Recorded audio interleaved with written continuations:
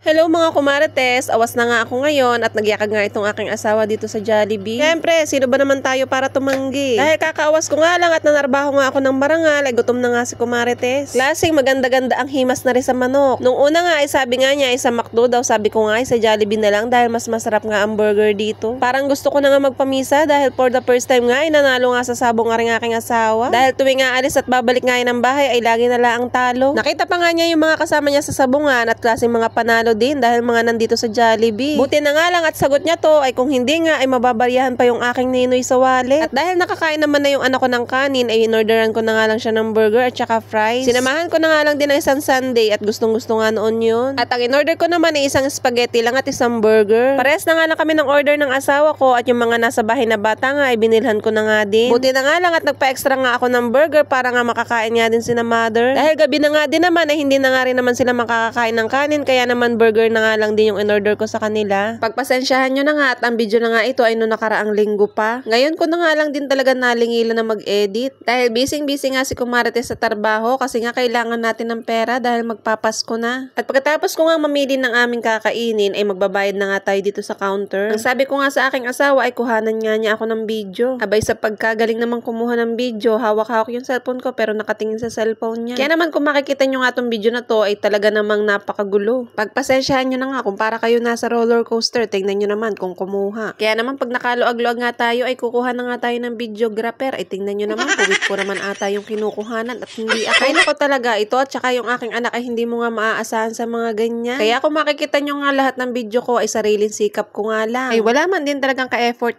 sa pagkuha. Pagkatapos ko nga magbayad dito sa counter ay mag-aantay na nga lang kaming tawagin. High-tech na din talaga dito at yung bilog nga na yun ay aantayin mo lang mag-vibrate. Pagka nga nag-vibrate na yun ay okay na nga yung order mo. Bihirang-bihira na nga lang din talaga kami makapunta dito sa Jollibee. Ang tinetake out ko na nga lang minsan ay yung aking ang anak. Siyempre, kaysa unahin pa natin yung pagkain dito ay mas uunahin nga natin yung ating mga kailangan sa bahay. Kaya naman kung hindi pa man lilibre itong aking asawa ay hindi nga tayo makakakain itong Jollibee. Ako din kasi yung taong kung ako lang yung kakain ay maigi pang hindi na nga lang din ako kumain kung hindi makakakain yung mga kasama ko sa bahay. At maya-maya nga din naman ay nag-vibrate na nga yung aking hawak at kinuha na nga namin dito sa counter yung aming mga in-order. Chinek ko nga muna kung kompleto nga yung aming order at nung okay na nga ay lumabas na nga kami. Pagpasensyahan nyo na nga din at ngayon na nga lang din talaga ako nakagawa ng mini vlog. Dahil nga minsan pagkadating nga sa bahay at pagkakain nga ay itinutulog ko na nga lang dahil nga sa pagod. Alam nyo na kailangan talaga natin maghapit ngayon sa OT dahil nga magpapasko. Dadating na naman tayo sa gastusan kaya naman kailangan talaga nating mag-OT. At ayan nga lumabas na nga kami ng aking asawa at uuwi na nga kami. Dadating nga sa bahay ay tinawag na nga namin yung mga bata at ayan nga kumakain na nga sila. Yan namang mga bata na yan ay kumain na nga ng kanin. Sana ay laging panalo sa sabong at para lagi nga tayong may Jollibee. Buti na nga lang talaga at nagpalabis nga ako ng burger at nandito pala yung aking isang pamangkin. At dahil gutom na nga din ang aking darling ay kumain na nga din siya. Nag-take out na nga lang kami ng 2 spaghetti, tigisa na nga lang kami dahil parehas pa kaming hindi kumakain. At ayan nga, happy naman talaga kay Jollibee. Pero ang mas gusto nga ng anak ko ay McDo daw. Pero wala namang siyang no choice kaya naman ito na lang yung in-order ko dahil nga ito yung paborito namin. At dahil kakawas ko nga lang ay gutom na nga rin ako kaya naman inumpisahan ko na nga ding lantakan itong spaghetti. Medyo mahal na nga din talaga yung price ngayon sa Jollibee kaya naman yung 500 mo ay kulang na